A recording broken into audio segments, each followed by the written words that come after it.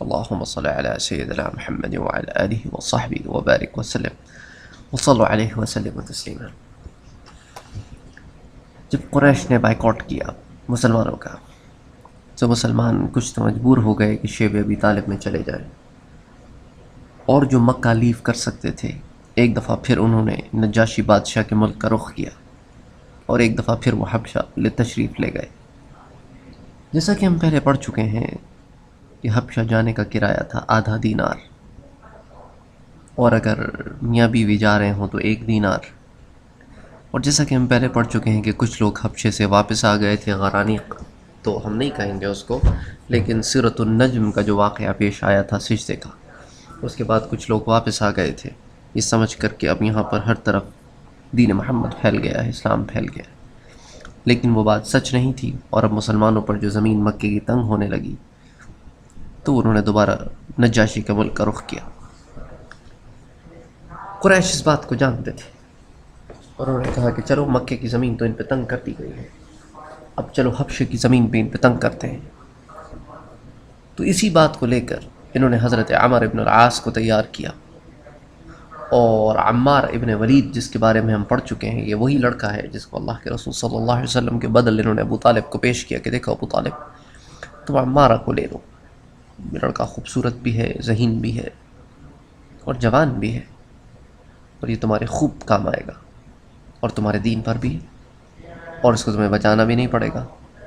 لیکن ابو طالب نے اس کو جواب دیا کہ تم عجیب احمق آدمی ہو مطعم ابن عدی، کہ میں اپنے بھائی کے بچے کو تو تم کو دے دوں کہ جو چاہے اس کے ساتھ کرتے پھرو، اور میں غیر کے بچے لے کے پالتا پھروں، تمہارا دماغ خراب ہو گیا۔ مطعم ابن عدی نے جواب دیا کہ ابو طالب میں تمہارے پاس ایک بڑی ذہین ترکیب لے کے آیا تھا، اب تمہیں قبول نہیں ہے تو میں کیا کر سکتا ہوں۔ تو یہ وہی آدمی ہے عمار ابن ولید، بہت ہی خوبصورت تھا، ویری ریپرزنٹیٹیو آدمی، لیکن ہی ہیڈ نو برینس۔ اور عمار ابن العاص رضی اللہ تعالی عنہ جو اس وقت اسلام نہیں لائے تھے، an extremely sharp and intelligent person, but he wasn't very representable. He was not very representable, but he was sent تاکہ ایک ذہین آدمی جائے، and a person was sent that was a representable person. So anyway یہ لوگ وہاں پہنچے، اور سب سے پہلے جا کے یہاں کے بطاریق سے ملے، یعنی کہ علماء سے ملے، اور علماء سے ملے دین نصارہ کے، عیسائی علماء سے ملے، اور ان سے کہا کہ دیکھیں ہمارے پاس کے کچھ لوگ ہیں جنہوں نے ہمارا دین چھوڑ دیا ہے، اور آپ کے دین پر بھی نہیں ہے، اور وہ فساد پھیلاتے ہیں، اسی لیے آپ کے ملک میں آئے ہیں، کیونکہ ہم نے تو انہیں اپنے ملک سے نکال دیا، یا وہ جان بچا کر یہاں آئے ہیں، اور ہم چاہتے ہیں کہ آپ ان کو ہمارے حوالے کر دیں تاکہ ان کے باقی ساتھیوں کے ساتھ ساتھ ہم انہیں بھی سزا دیں، اور اس دنیا سے فساد کرنے والوں کو کم کریں۔ تو بطاریق نے کہا کہ ٹھیک ہے، اٹ میک سینس، اور انہوں نے بطاریق کو تحائف بھی دیے۔ اور یہاں پہ جانے سے پہلے انہوں نے یہ ڈیسائیڈ کیا کہ بادشاہ جو ہے نجاشی کا، اس کو پسند کیا ہے۔ تو تحقیق کے بعد پتہ چلا کہ اس کو لیدر بہت پسند ہے، تو انہوں نے لیدر کی مختلف چیزیں بھی خریدی، اور طائف میں لیدر کی بہت بڑی انڈسٹری تھی، اسی طرح مکے میں بھی لیدر کا سامان آیا کرتا تھا یمن سے، تو انہوں نے لیدر کا بہت سارا سامان خریدا۔ اس زمانے میں لوگ لیدر کے تکیے استعمال کیا کرتے تھے، لیدر کی بیڈ شیٹس ہوا کرتی تھی، لیدر کے شو پیسز ہوا کرتے تھے، مختلف چیزیں، لیدر کے کیسنگ ہوا کرتی تھی، تو انہوں نے لیدر کی چیزیں خریدی۔ خیر بہرحال وہ تو نجاشی کے لیے خریدی، اس کے بطاریق کو، اس کے علماء کو، اس کے اسکالرس کو جو تھے، اس کے کورٹ کے اسکالرس، ان کو تحائف دیے، اور کہا کہ جب ہم کل بات کریں گے تو آپ ہماری تائید کیجیے گا۔ انہوں نے کہا ٹھیک ہے۔ نیکسٹ ڈے جب وہ کورٹ میں پہنچے اور انہوں نے نجاشی کے آگے اپنی عرضی رکھی، تو نجاشی نے کہا کہ بھئی that's one side of the story, جب تک میں اس کہانی کا دوسرا رخ نہیں سنوں گا میں آپ کو کیسے جواب دے سکتا ہوں۔ تو اس نے کہا کہ جاؤ مسلمانوں کو بلا کے لاؤ۔ جب مسلمانوں کے پاس اس کا قاصد آیا تو مسلمانوں نے کہا کہ اب ان کو کیسے جواب دیں، تو انہوں نے کہا کہ لیٹس پک سم ون جو کہ ریپرزنٹیبل ہو بادشاہ کے کورٹ میں، جو بات کرنا جانتا ہو، جس کی پرسنالٹی ہو، اور وہ بادشاہ کو حق سے آگاہ کر سکے۔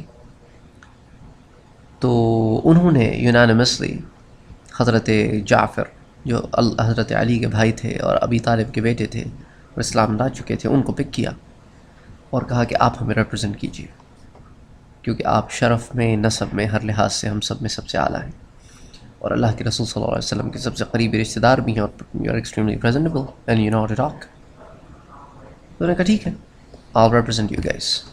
تو بادشاہ کے دربار میں جب پہنچے تو عمر ابن العاص نے بادشاہ سے کہا کہ دیکھیے، جب یہ آپ کے دربار میں داخل ہوں گے تو آپ کی تعظیم نہیں کریں گے بلکہ آپ کی بے عزتی کریں گے. یہ آپ کو جھک کر سلام نہیں کریں گے، یہ آپ کے آگے جھکیں گے نہیں. اور یہی ہوا، جب وہ داخل ہوئے تو انہوں نے کہا السلام علیکم، السلام علی من اتبع الہدی. تو بادشاہ نے کہا کہ تم نے مجھے جھک کر سلام کیوں نہیں کیا؟ تو انہوں نے کہا کہ ہماری شریعت میں منع ہے کہ ہم اللہ کے سوا کسی کو سجدہ کریں. تو بادشاہ نے کہا کہ یہ شریعت کون لے کر آیا ہے؟ انہوں نے کہا کہ اللہ کا نبی لایا ہے. تو اس نے کہا کہ اچھا، یہ اللہ کا نبی تمہیں اور کس کس بات کا حکم دیتا ہے؟ تو انہوں نے کہا کہ اللہ کا نبی ہمیں حکم دیتا ہے کہ زنا نہ کرو، جھوٹ نہ بولو، چوری نہ کرو، کسی کا مال نہ کھاؤ، لوگوں کا حق ادا کرو، حقوق والدین نہ ادا کرو، اپنے آس پاس کے لوگوں کا خیال کرو، محبت کرو، پیار کرو، کسی سے لڑائی جھگڑا نہ کرو، دیگر تعلیمات دین بتائی، ایک خدا کی عبادت کرو، بتوں کی پرستش نہ کرو. تو نجاشی نے کہا کہ اچھا، یہ ساری باتیں تو بہت اچھی ہیں، کیا آپ کے پاس حل معک شیء، کوئی ایسی بات موجود ہے جو وحی ہو اور اللہ کی طرف سے اس رسول کی طرف آئی ہو اور وہ اللہ کا کلام ہو؟ تو حضرت جعفر طیار نے کہا ہاں، کیوں نہیں. اور حضرت جعفر طیار نے کہا اعوذ باللہ من الشیطان الرجیم، بسم اللہ الرحمن الرحیم. سورہ مریم کی ابتدائی آیات پڑھنی شروع کی کہ کاف ہا یا عین صاد ذکر رحمت ربک عبده زکریا اذ نادى ربه نداء خفیا.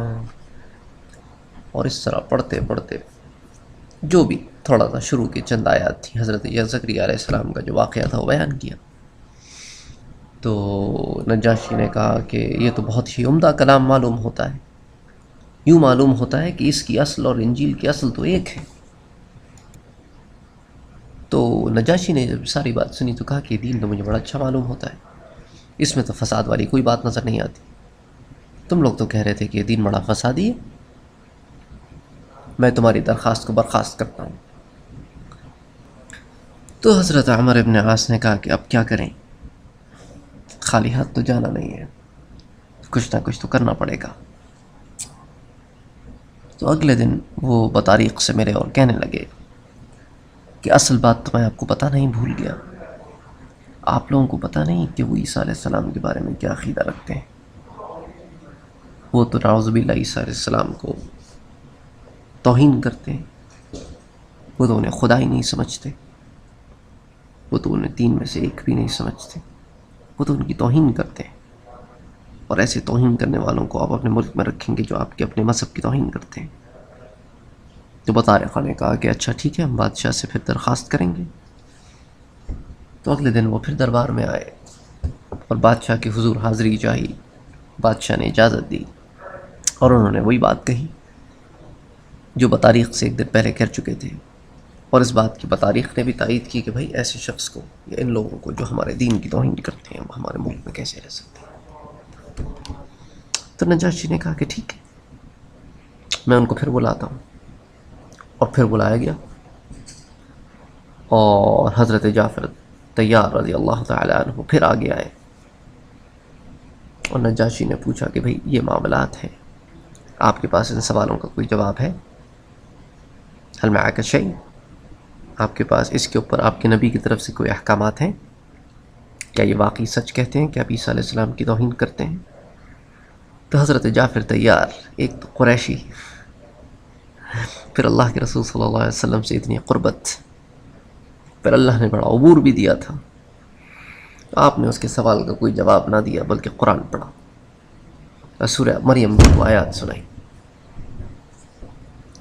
وَاذْكُرْ فِي الْكِتَابِ مَرْيَمَ إِذِ انتبذت من أهلها مكانا شرقيا فاتخذت من دونهم حجاب فأرسلنا إليها روحنا فتمثل لها بشرا سويا. تو بی بی مریم جب جوان ہوئی اور انہوں نے معبد میں ایک جگہ عبادت اور سکونت اختیار کی تو اس وقت ان کے پاس ایک فرشتہ آیا، اور فرشتے کو اپنی طرف دور سے آتا ہوا دیکھ کر بی بی مریم نے کہا کہ اے فرشتے، بلکہ ان کے لیے تو ایک انسان تھا کیونکہ وہ انسان کے روپ میں آیا تھا. اس نے کہا اے انسان کدھر چلا آتا ہے؟ یہاں پر میں اکیلی ہوں، میں جوان ہوں، تم کدھر آ رہے ہو؟ یہاں پر تمہارا کیا کام؟ تو ان آیتوں کو بیان کرنے کا مقصد ان کا یہ تھا کہ بی بی مریم تو بڑی پاکیزہ عورت تھی، ہم تو ان پر بہتان نہیں لگاتے جیسا کہ دوسرے مذاہب لگاتے ہیں، ہم تو ان کی پاکی کو مانتے ہیں. تو یہ نجاشی کے دل پر پہلی ضربے کاری تھی. اس کے بعد قرآن کی باقی آیتیں اس بات کی دلالت کرتی ہیں کہ حضرت جبرائیل علیہ السلام نے کہا کہ بھئی میں تو اللہ کی طرف سے بھیجا ہوا فرشتہ ہوں جو آپ کی طرف بھیجا گیا ہوں کہ آپ کو ایک بیٹے کی خوشخبری دوں. تو بی بی مریم نے کہا کہ مجھے بچہ کیسے ہو سکتا ہے؟ لم یمسسنی بشر، مجھے تو کسی آدمی نے ہاتھ بھی نہیں لگایا، ولم اک بغیا، نہ ہی میں ناپاک عورت ہوں، تو مجھے کیسے بچہ ہوگا؟ تو حضرت جبرائیل نے کہا یہ اللہ کا حکم ہے، اور جو اللہ حکم کرتا ہے بس ویسے ہی ہوتا ہے. اس کے بعد وہ حاملہ ہوئی، اور اس کے بعد جب حمل بڑھ گیا اور حمل کی شدت اختیار ہونے لگی، اور جب حمل جو ظاہر ہونے لگا تو وہ دور چلی گئیں، اور جب تکلیف بہت بڑھ گئی تو ایک درخت کے پاس پہنچی اور انہوں نے کہا کہ اے میرے پاک پروردگار، اس آزمائش سے پہلے میں ختم کیوں نہ ہو گئی؟ یہ تو اور میں جانتی ہوں کہ یہ بچہ حق ہے، لیکن قوم تو نہیں جانتی. قوم تو مجھے تانا دے گی، وہ مجھ پہ الزام لگائے گی، وہ مجھے بہتان دے گی. تو اللہ نے حکم دیا کہ مریم تم فکر نہ کرو، تم جہاں بیٹھی ہو وہاں بیٹھے رہو، اس درخت کو ہلاؤ گی تو تم پر کھجور گر پڑیں گے، ان کو کھاؤ پیو، اور تمہارے نیچے ہم پانی کی ایک نہر جاری کیے دیتے ہیں، یہاں سے پانی پیو، اوپر سے کھانا کھاؤ، اور اگر کوئی تم سے کچھ سوال کرے تو کہو کہ میں نے چپ کا روزہ رکھا ہوا ہے. کیونکہ اس زمانے میں وہ پرانی امت میں چپ کے روزے رکھے جاتے تھے کہ آپ کسی سے بات نہ کرتے تھے، کہ آپ عبادت میں مشغول ہیں. پھر قرآن کہتا ہے، جس کو حضرت جعفر نے نجاشی کے سامنے بھی پڑھا، کہ جب بی بی مریم اپنی قوم کی طرف واپس آئیں تو قوم نے پھر وہی کہا کہ مریم یہ کیا ہے؟ تو بی بی مریم نے کچھ نہیں کہا بلکہ صرف بچے کی طرف اشارہ کیا. فأشارت إليه قالوا كيف نكلم من كان في المهد صبيا. تو قوم کہنے لگی کہ ہم ایسے بچے سے کیسے بات کریں جو ابھی گہوارے میں ہے. تو اس کے بعد بچہ بول پڑا، انی عبد اللہ، میں تو اللہ کا بندہ ہوں، اللہ نے مجھے کتاب دی ہے، اللہ نے مجھے نبی بنایا ہے، اللہ نے مجھے تمہاری طرف مبعوث کیا ہے. تو جب یہ ساری قرآن کی آیات نجاشی نے سنی تو رونے لگا، اور روتے روتے اس کی داڑھی بھیگ گئی. اس کے بعد اس نے زمین سے ایک عرج اٹھایا. عرج کہتے ہیں عربی زبان میں ایک چھوٹا سا، بالکل چھوٹا سا لکڑی کا ٹکڑا، جیسا کہ سورہ یاسین میں بھی ہے کہ کل عرجون القدیم، کہ ہم چاند کو اتنا چھوٹا سا باریک سا کر دیتے ہیں کہ گویا غائب ہو جائے. اس کے بعد اس نے وہ ٹکڑا اٹھا کر زمین سے کہا کہ خدا کی قسم، عیسیٰ اس سے اتنے زیادہ بھی نہیں ہے، یعنی کہ جو بات ان کے پیغمبر نے کہی ہے وہی حق ہے. اور اس کے بعد ہی کڈ ہیئر کہ جو بطاریق تھے ان کے نتنوں کے پھولنے کی آواز اور ان کے غم و غصے کی آواز، ہی کڈ فیل اٹ.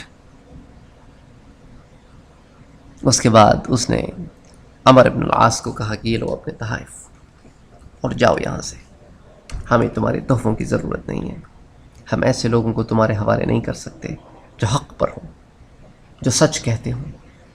تم سچ برداشت نہیں کر سکتے ہو تو اب ہم کیا کریں؟